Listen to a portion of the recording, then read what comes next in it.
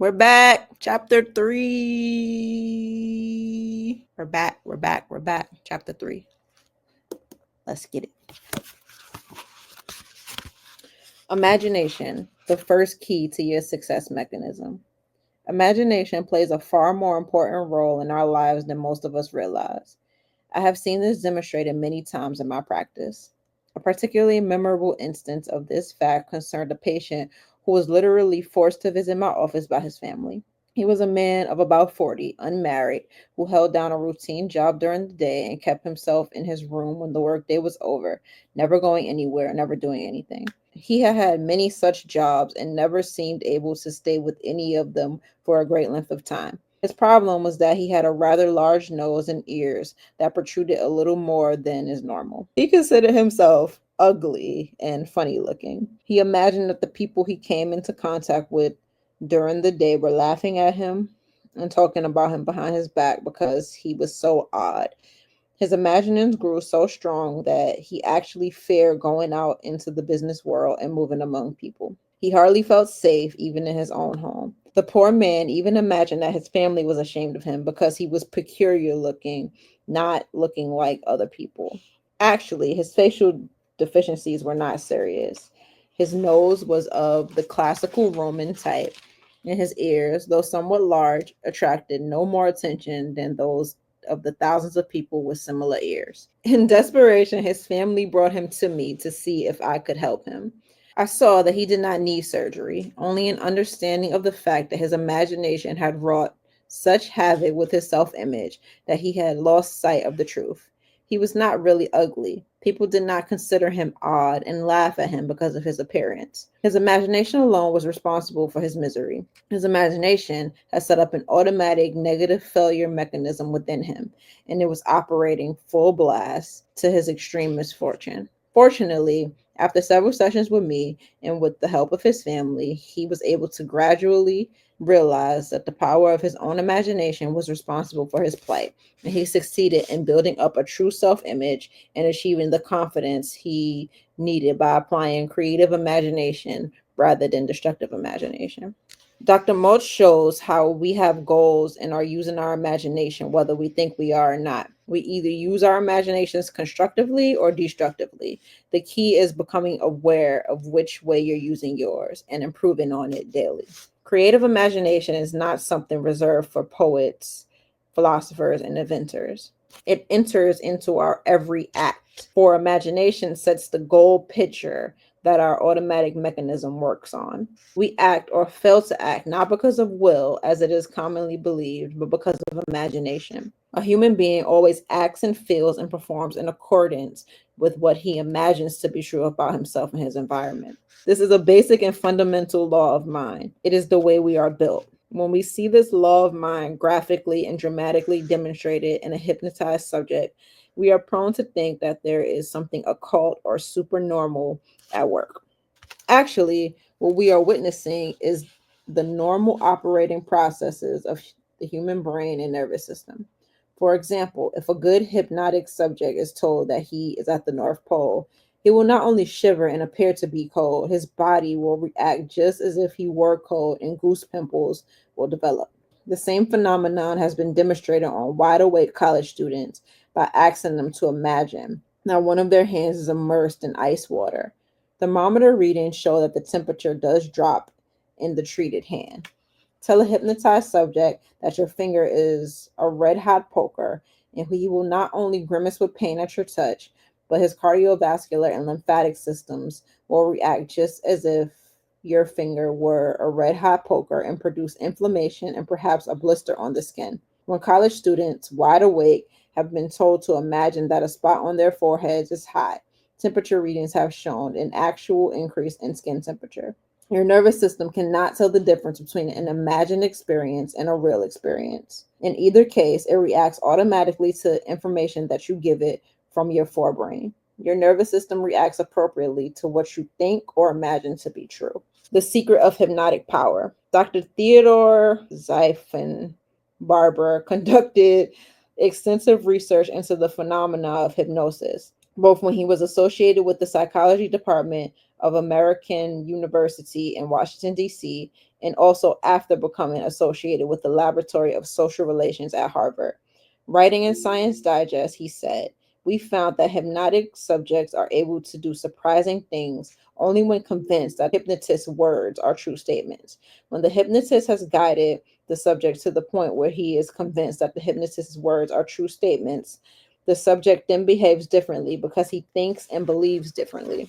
The phenomena of hypnosis has always seemed mysterious because it has always been difficult to understand how belief can bring about such unusual behavior. It always seemed as if there must be something more, some unfathomable force or power at work. However, the plain truth is that when a subject is convinced that he is deaf, he behaves as if he is deaf. When he is convinced that he is insensitive to pain, he can undergo surgery without anesthesia. The mysterious force or power does not exist. And this is can be read in Could You Be Hypnotized? Science Digest from January 1958. A little reflection will show why it is a very good thing for us that we do feel and act according to what we believe or imagine to be true. Truth determines action and behavior.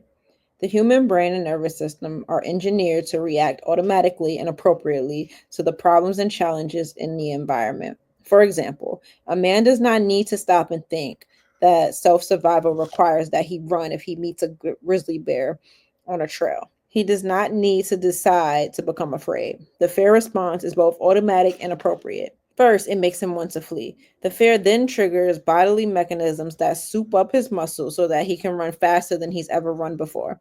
His heartbeat is quickened. Adrenaline, a powerful muscle stimulant, is poured into the bloodstream. All bodily functions not necessary to running are shut down. The stomach stops working, and all available blood is sent to the muscles. Breathing is much faster, and the oxygen supply to the muscles is increased manyfold. All of this, of course, is nothing new. Most of us learned it in high school. What we have not been so quick to realize, however, is that the brain and nervous system that react automatically to the environment are the same brain and nervous system that tell us what the environment is. The reactions of the man meeting the bear are commonly thought of as due to emotion rather to ideas. Yet it was an idea, information received from the outside world and evaluated by the forebrain that sparked the so called emotional reactions. Thus, it was basically idea or belief that was the true causative agent rather than emotion, which came as a result. In short, the man on the trail reacted to what he thought or believed or imagined the environment to be.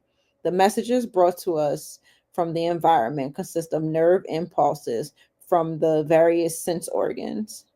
These nerve impulses are decoded, interpreted, and evaluated in the brain and made known to us in the form of ideas or mental pictures. These nerve impulses are decoded, interpreted, and evaluated in the brain and made known to us in the form of ideas or mental images. In the final analysis, it is these mental images that we react to.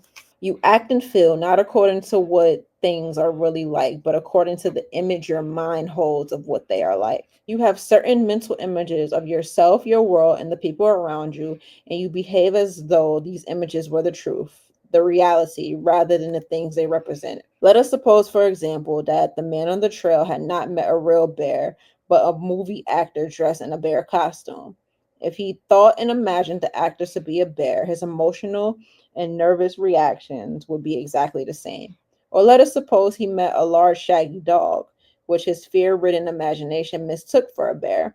Again, he would react automatically to what he believed to be true concerning himself and his environment. It follows that if our ideas and mental images concerning ourselves are distorted and unrealistic, then our reactions to our environment will likewise be inappropriate. Why not imagine yourself successful? Realizing that our actions, feelings, and behaviors are the result of our own images and beliefs gives us the lever that psychology has always needed for changing personality. It opens a new psychological door to gaining skills, success, and happiness.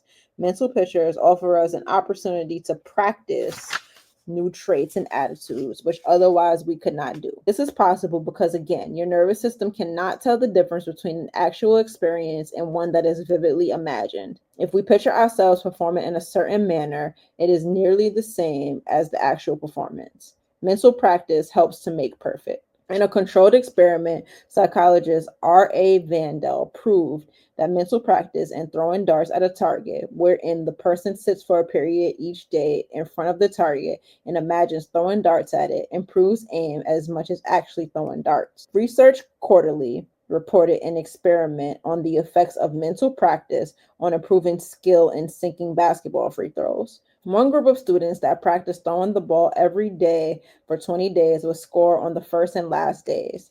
A second group would score on the first and last days, but engaged in no sort of practice in between. A third group was scored on the first day, then spent 20 minutes a day imagining that they were throwing the ball into the hoop.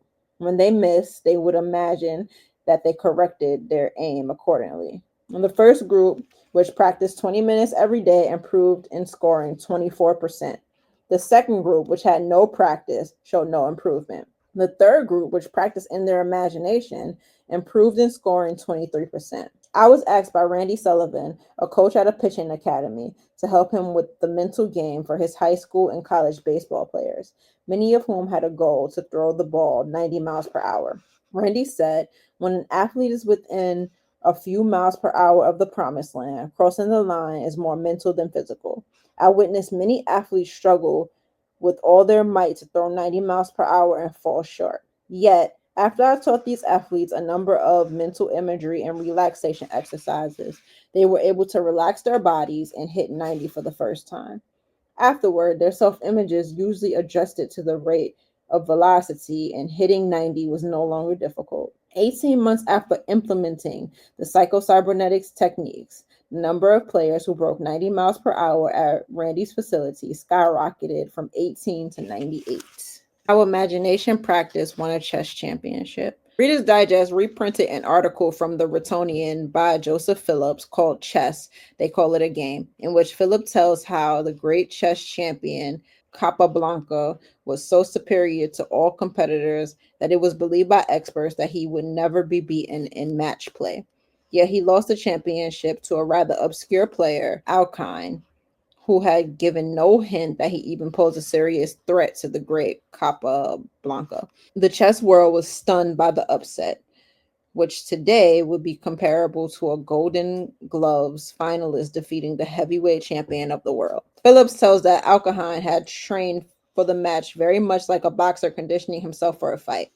He retired to the country, cut out smoking and drinking, and did calisthenics. For 3 months, he played chess only in his mind, building up steam for the moment that he would meet the champion. Mental pictures can help you sell more goods. Charles B. Roth, author of Secrets of Closing Sales, recounted in one of his books how a group of salesmen in Detroit who tried a new idea increased their sales 100%. Another group in New York increased their sales by 150%. An individual salesman using the same idea had increased their sales up to 400%. And what is this magic that accomplishes so much for salesmen? It is something called role playing, and you should know about it because if you will let it, it will help you to double your sales. What is role playing? Well, it is simply imagining yourself in various sales situations, then solving them in your mind until you know what to say and what to do whenever the situation comes up in real life. It is what is called on the football field skull practice. The reason why it accomplishes so much is that selling is simply a matter of situations. One is created every time you talk to a customer. He says something or asks a question or raises an objection. If you always know how to counter what he says or answer his question or handle the objection, you make sales. A role playing salesman at night when he is alone will create these situations. He will imagine the prospect throwing the wildest kind of curves at him. Then he will work out the best answers to them.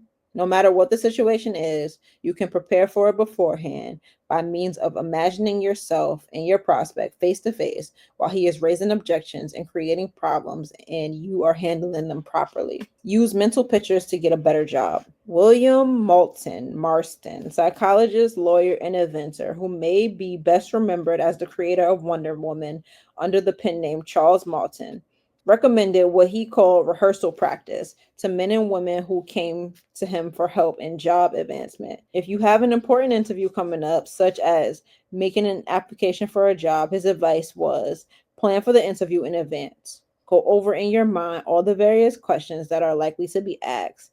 Think about the answers you are going to give. Then rehearse the interview in your mind. Even if none of the questions you have rehearsed come up, the rehearsal practice will still work wonders. It gives you confidence. And even though real life has no set lines to be recited like a stage play, rehearsal practice will help you to ad lib and react spontaneously to whatever situation you find yourself in because you have practiced reacting spontaneously.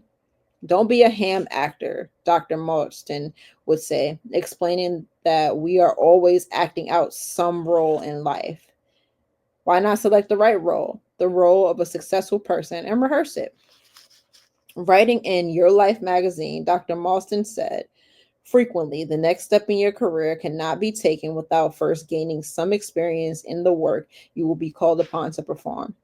Bluff may open the door to a job you know nothing about, but in 9 cases out of 10, it won't keep you from being fired when your inexperience becomes evident. There's only one way I know to project your practical knowledge beyond your present occupation, and that is rehearsal planning. A concert pianist practices in his head.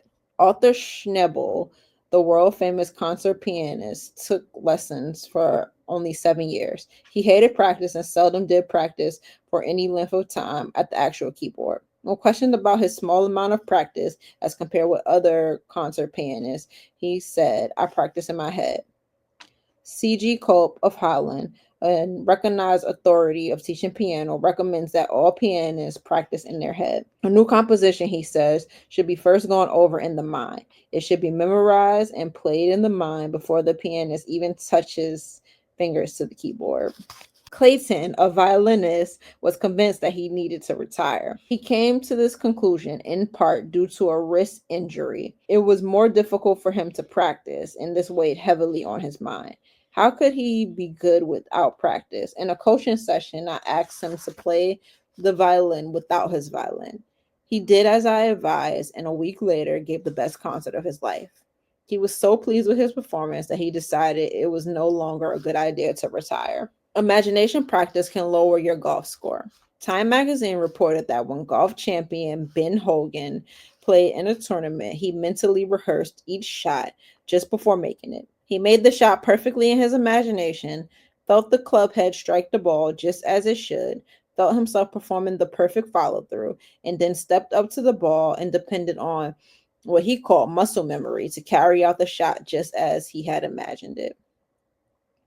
Alex Morrison, perhaps the most well known golf teacher in the world, actually worked out a system of mental practice. It enables you to improve your golf score by sitting in an easy chair and practicing mentally what he called the 7 Morrison keys. The mental side of golf represents 90% of the game, he said, the physical side 8%, and the mechanical side 2%.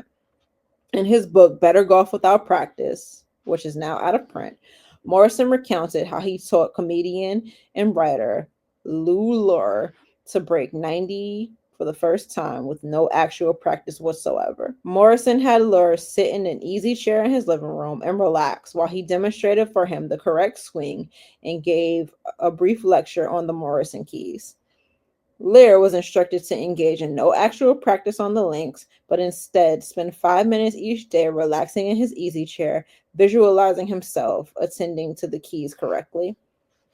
Several days later, with no physical preparation whatsoever, Lear joined his regular foursome and amazed them by shooting 9 holes in an even par 36. Core of the Morrison system is you must have a clear mental picture of the correct thing before you can do it successfully. Morrison, by this method, enabled Paul Whiteman and many other celebrities to chop as much as 10 to 12 strokes off their scores. John Bula, the well known professional golfer, wrote an article in which he said that having a clear mental image of just where you wanted the ball to go and what you wanted it to do was more important than form in golf. Most of the pros, said Beulah, have one or more serious flaws in their form, yet they manage to shoot good golf. It was Beulah's theory that if you would picture the end result, see the ball going where you wanted it to go, and have the confidence to know that it was going to do what you wanted, your subconscious would take over and direct your muscles correctly. If your grip was wrong and your stance not in the best form, Your subconscious would still take care of that by directing your muscles to do whatever was necessary to compensate for the error in form. The real secret of mental picturing. Successful men and women since the beginning of time used mental pictures and rehearsal pictures to achieve success. Napoleon, for example, practiced soldiering in his imagination for many years before he ever went on an actual battlefield. Webb and Morgan, in their book, Making the Most of Your Life, tells us that the notes Napoleon made from his readings during these years of study filled, when printed, 400 pages.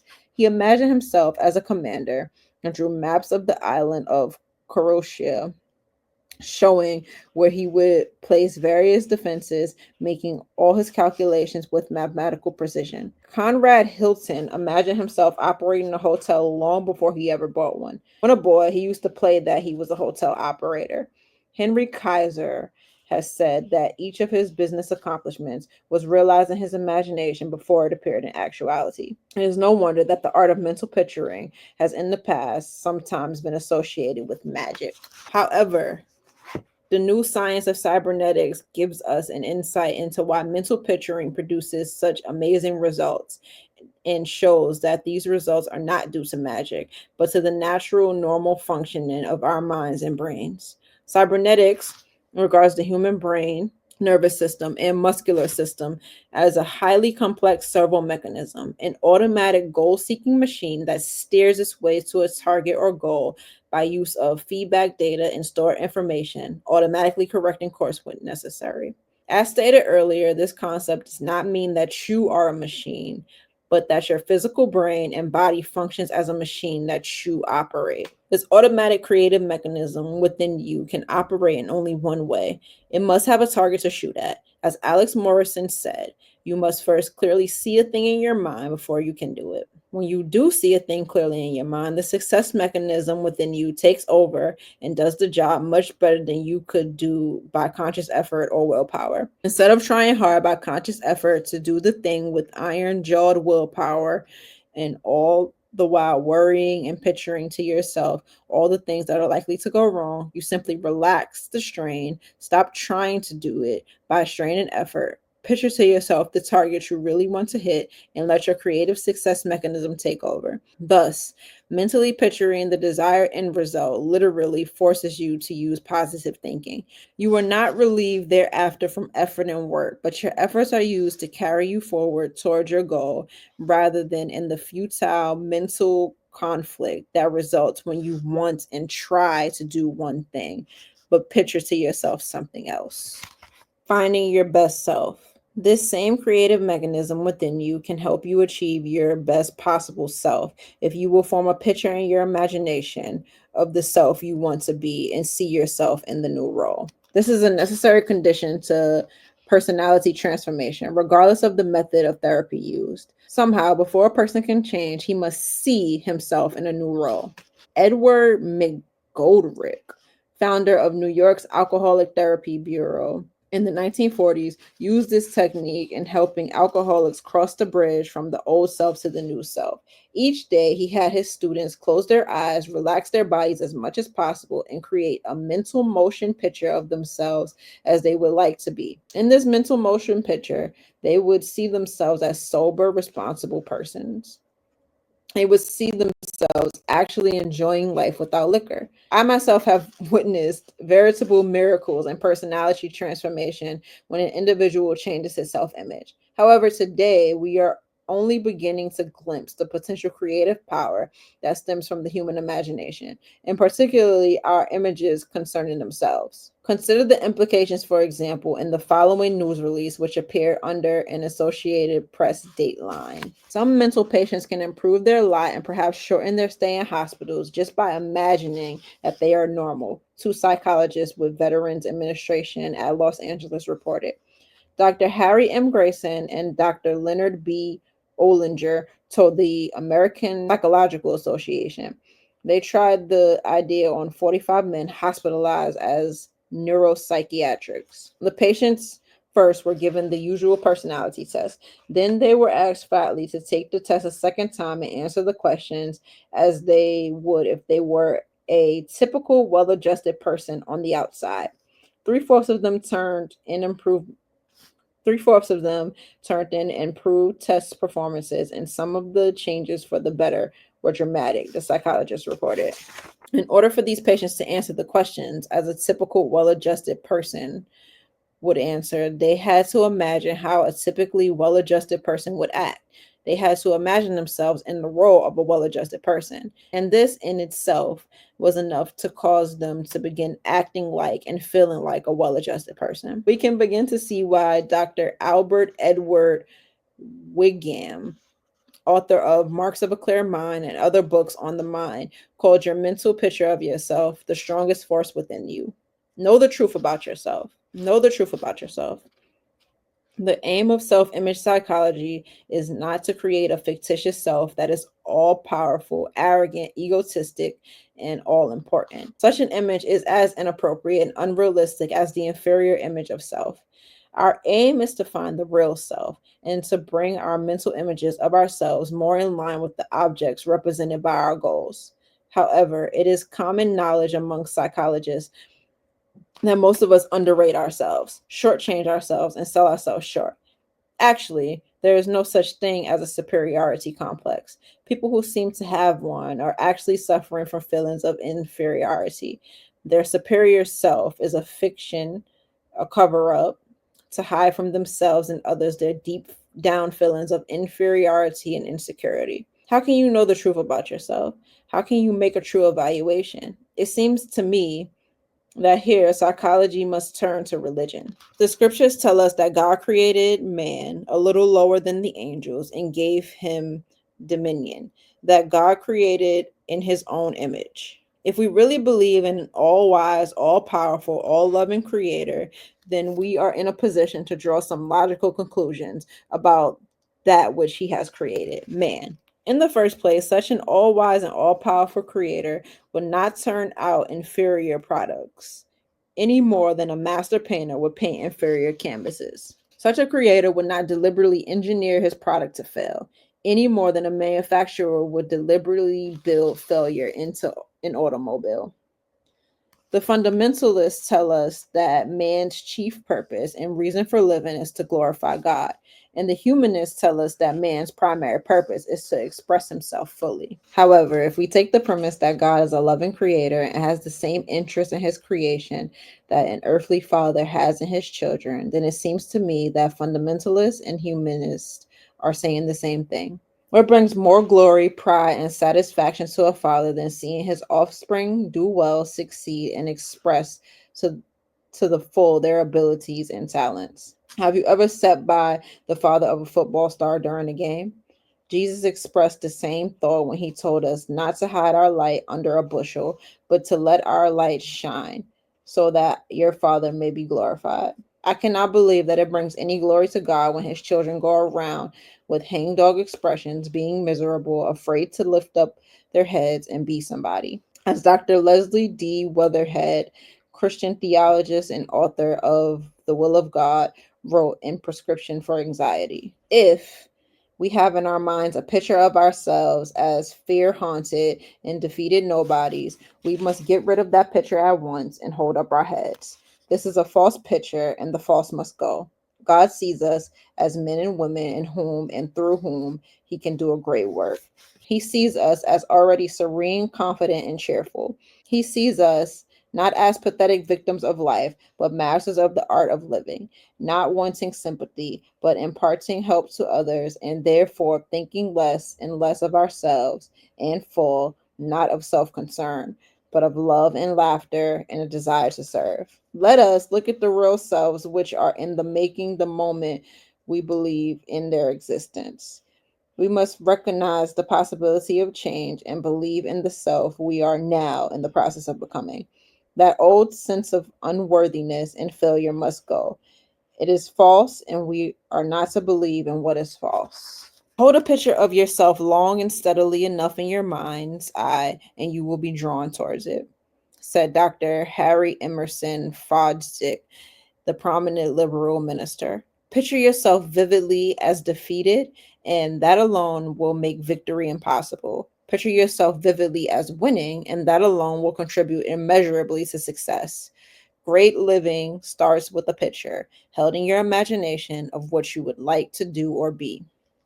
Your present self image was built on your own imagination pictures of yourself in the past, which grew out of interpretations and evaluations that you placed on experience.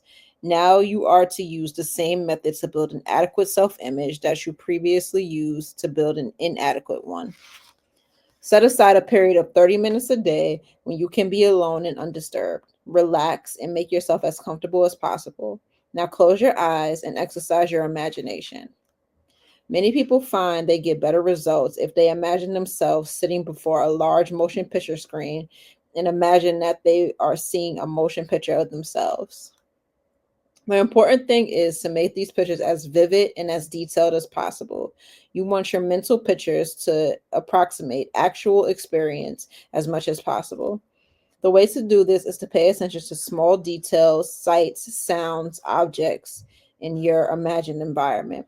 One of my patients was using this exercise to overcome her fear of the dentist. She was unsuccessful until she began to notice small details in her imagined picture. The smell of the antiseptic in the office, the feel of the leather on the chair arms, the sight of the dentist's well manicured nails as his hands approached her mouth, etc. Details of the imagined environment are all important in this exercise because, for all practical purposes, you are creating a practice experience. And if the imagination is vivid enough and detailed enough, your imagination practice is equivalent to an actual experience insofar as your nervous system is concerned. The next important thing to remember is that during this 30 minutes, you see yourself acting and reacting appropriately, successfully, ideally.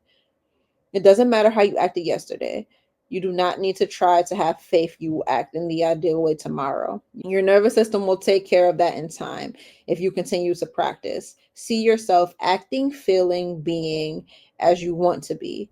Do not say to yourself, I'm going to act this way tomorrow. Just say to yourself, I'm going to imagine myself acting this way now for 30 minutes today. Imagine how you would feel if you were already the sort of personality you want to be. If you have been shy and timid, see yourself moving among people with ease and poise and feeling good because of it. If you have been fearful and anxious in certain situations, see yourself acting calmly and deliberately, acting with confidence and courage, and feeling expansive and confident because you are. This exercise builds new memories or stored data into your midbrain and central nervous system. It builds a new image of self. After practicing it for a time, you will be surprised to find yourself acting differently, more or less automatically and spontaneously without trying. This is as it should be. You do not need to try or make an effort now in order to feel ineffective and act inadequately. Your present inadequate feeling and doing is automatic and spontaneous because of the memories, real and imagined, you have built into your automatic mechanism. You will find it will work just as automatically on positive thoughts and experiences as on negative ones. Some people who follow the Psycho-Cybernetics principles begin with doubts that they could spend 30 minutes a day picturing who they want to be. They also had difficulty visualizing a clear goal. Finally, when they did form mental pictures, they found that their minds will wander and they judged themselves harshly for this. Essentially, like anything else, getting good at picturing who you want to be requires practice. As Olympic champion and coach Dan Gable said, the only place you start at the top is digging a hole. Just because the mental imagery isn't clear when you begin does not mean it won't get clearer, more vivid, more detailed, and more powerful each time you practice. When you begin, it's good to scan your body for tension and begin to consciously relax your head, torso, waist, legs, and so on. And as strange as it may sound, allow yourself to smile into your brain and body, which greatly helps you relax. As you begin to relax, concentrate on breathing deeply. Follow your inhale and your exhale. Allow positive energy to enter as you exhale the negative. When you've done this, you can go back into your past and find a successful memory on occasion when you did something well.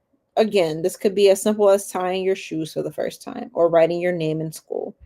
When it happened is irrelevant. How big the success was doesn't matter either. All that matters is that your memory triggers a positive, happy, feel good experience in you right now. Replay and relive the positive memory, then go into the future and picture how you will want to be with the same feeling you felt in the past. Add emotion to what you're seeing in your mind's eye. If you find your mind wandering, don't get upset or be hard on yourself. Relax and picture again. Each time your mind wanders, bring yourself back. No worries. As for the 30 minutes time, you can begin experiencing positive results in 5 or 10 minutes per day.